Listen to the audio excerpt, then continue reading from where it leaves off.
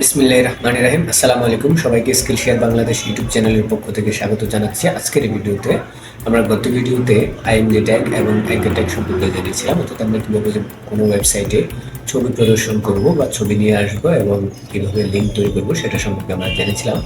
তো আজকে তারই ধারাবাহিকতায় আমরা কিছু ট্যাগ সম্পর্কে জানবো।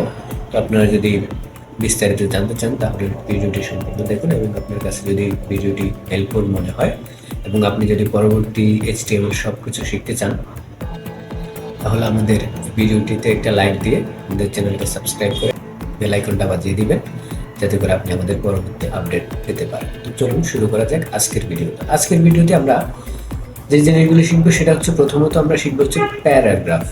হ্যাঁ, প্রথমত আমরা প্যারাগ্রাফ ট্যাগ সম্পর্কে জানবো। তো প্যারাগ্রাফ হচ্ছে, আমরা প্যারাগ্রাফ প্রকাশ করি হচ্ছে পি ট্যাগ দিয়ে, ঠিক আছে? পি ইউজ করে আমরা যদি পি দিয়ে এন্টার দিই, এখানে আপনারা দেখতে পাচ্ছেন যে প্যারাগ্রাফ ট্যাগটি চলে আসছে।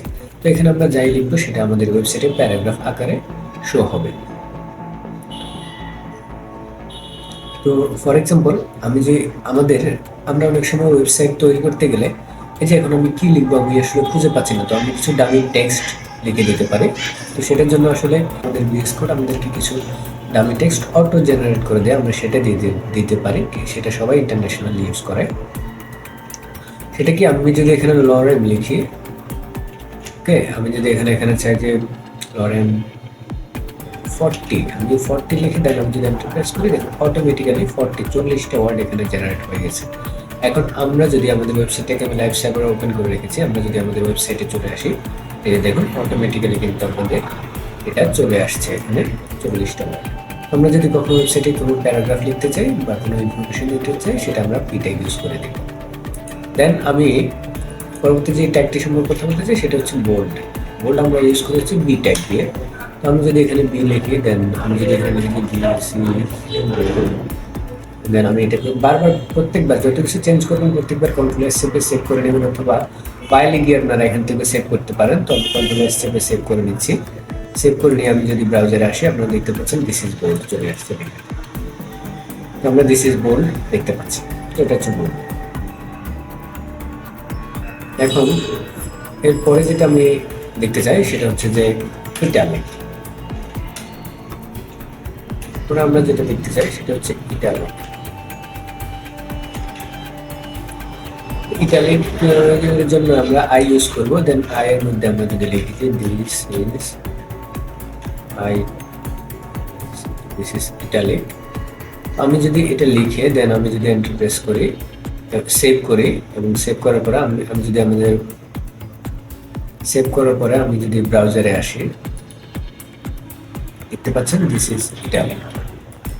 এটা কিন্তু এটার পাশে চলে আসছে। আমরা যদি চাই যে এটা নিচে আসুক, তাহলে আমরা অলওয়েজ জানি কি করতে হবে, আমাদেরকে বিআর ট্যাগ ইউজ করতে হবে। বিআর ট্যাগ মানে হচ্ছে লাইন ব্রেক। তো আমরা বিআর যদি লিখি, আমরা বিআর এন্টার প্রেস করি, দেখতে পাচ্ছেন ভিজুয়াল স্টুডিও কোডে কত সহজে ট্যাগ ইউজ করা যায়, কত সহজে কোড করা যায়। দেখুন এটা কিন্তু পরবর্তী লাইনে চলে আসছে। এটা হচ্ছে আমাদের ইটালিক ট্যাগ। দেন আমরা চাচ্ছি যে কোনো কিছু যদি আন্ডারলাইন করে নিতে চাই, তাহলে আমরা এখানে লিখবো হচ্ছে ইউ ট্যাগ। ইউ ট্যাগের মধ্যে যত কিছুই আপনি লিখবেন সেটা আন্ডারলাইন হয়ে যাবে। এটা হচ্ছে ইউ ট্যাগ। আমরা ইউ ট্যাগ ব্যবহার করে কোনো লেখাকে আন্ডারলাইন করতে পারি, তো সেজন্য আমরা ইউ ট্যাগ ব্যবহার করব।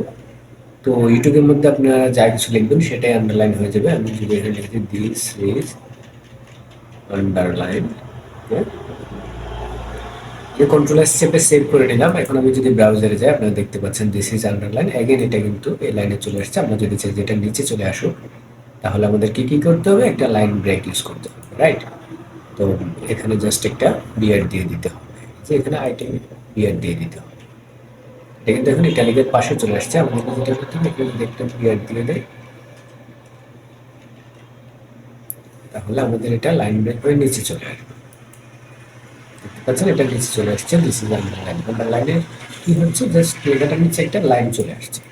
তো দিস ইজ আন্ডারলাইন। আশা করছি আপনারা এতটুকু বুঝতে পেরেছেন। দেন আমরা কথা বলবো হচ্ছে এইচআর ট্যাগ নিয়ে। এইচআর ট্যাগটা হচ্ছে নাথিং, এটা জাস্ট একটা হরিজন্টাল লাইন। অর্থাৎ আপনারা এই যে লেখাটা দেখতে পাচ্ছেন আন্ডারলাইন, এটার নিচে একটা হরিজন্টাল লাইন চলে আসবে। যেমন কি আমি যদি এখানে লিখে হচ্ছে এইচআর, দেন আমরা যদি আমাদের ব্রাউজারে ফিরে যাই, দেখতে পাচ্ছেন একটা পুরোপুরি একটা লাইন চলে আসছে। এখন লাইনটাকে আপনারা আপনাদের মতো করে কন্ট্রোল করতে পারবেন, যেমন আপনারা লাইনটার উইডথ সেট করে দিতে পারবেন। এটা একটা এমটি ট্যাগ, যেহেতু আমরা এখানে অ্যাট্রিবিউট ব্যবহার করতে পারি, তো আমরা বলে দিতে পারি যে যদি এখানে 50 দেই, দেখুন আপনার লাইনটা অর্ধেক হয়ে যাবে। দেখুন এটা 50 হয়ে গেছে এবং এটা সেন্টারে চলে আসছে। আমরা এটাকে চাইলে রাইটে নিয়ে আসতে পারি এবং এটাকে চাইলে লেফটে নিয়ে যেতে পারি। তো আমরা যদি এটাকে এখানে বলে দিই যে অ্যালাইন লেফট এবং সেভ করে, এখন আপনারা দেখতে পাচ্ছেন এটা কিন্তু লেফটে চলে আসছে। এবং আমরা যদি বলি যে অ্যালাইন রাইট, এটা কিন্তু রাইটে চলে যাবে। আমরা এটা এই যে দেখুন এখানে বলে দিলাম যেহেতু অ্যালাইনমেন্টটাকে রাইটে, তো এটা রাইট সাইডে চলে আসছে। এখন এটা কিন্তু পিক্সেল, হ্যাঁ 50 পিক্সেলে আসছে। আমি যদি এটাকে 50 না দিয়ে আমি যদি 200 দিই, এটা কিন্তু আর একটু বড় হবে।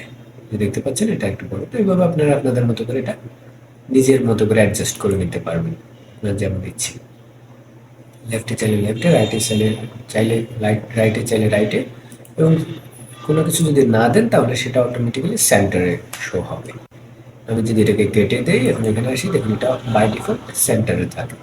তো আপনি চাইলে যখন যদি চান যে সেন্টারে থাকুক তাহলে আপনাকে কিছুই করতে হবে না, যদি চান যে রাইটে অথবা লেফটে থাকুক তাহলে আপনাকে অবশ্যই অ্যালাইনমেন্টটাকে ঠিক করে দিতে হবে। এরপর আমরা কথা বলবো হচ্ছে প্রি ট্যাগ নিয়ে। এরপর আমরা কথা বলবো হচ্ছে প্রি ট্যাগ নিয়ে। তো গত ভিডিওতে আমরা দেখিয়েছিলাম যে কিভাবে সরাসরি এক লাইন নিচে চলে আসতে হবে, কন্ট্রোল এন্টার চেপে আমরা এক লাইন নিচে চলে আসতে পারি। তো আমরা যদি এখানে এখন প্রি লিখে এন্টার প্রেস করি, আসলে প্রিটা কোন কাজে লাগে একটু দেখাই। ফর এক্সাম্পল আমরা চাচ্ছি যে আমি যদি এখানে কোনো একটা কবিতার মতো কিছু একটা লিখতে চাই আর কি, তো আমি তাও একটা লিখে দেখাচ্ছি। তো আমি চাচ্ছি যে একটা কবিতার মতো 4টা লাইন লিখেছি, আপনারা এখনই তফাৎটা বুঝবেন। এখন এই জিনিসটা যখন আমি লিখে আমি সেভ করে, এখন আমি যদি আমাদের ব্রাউজারে পেয়ে যাই, দেখুন এটা কিন্তু আমি যেভাবে লিখেছি ঠিক একই স্টাইলে শো হচ্ছে। বাট এইচটিএমএল এর ক্ষেত্রে কিন্তু এক্সট্রা স্পেসেস লাইন ব্রেক আপনি যদি দেন সেটা কাজ করবে না।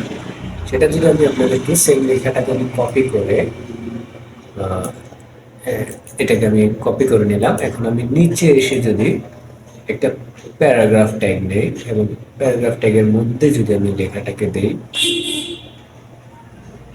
এখনই দেখবেন তফাৎটা কি। আমরা যে প্যারাগ্রাফ ট্যাগের মধ্যে দিলাম, দিয়ে আমরা যদি এখন আমরা এটাকে প্যারাগ্রাফ ট্যাগের মধ্যে দিলাম, আমরা যদি ব্রাউজারে আসি, দেখুন এটা কিন্তু একই লাইনে চলে আসছে।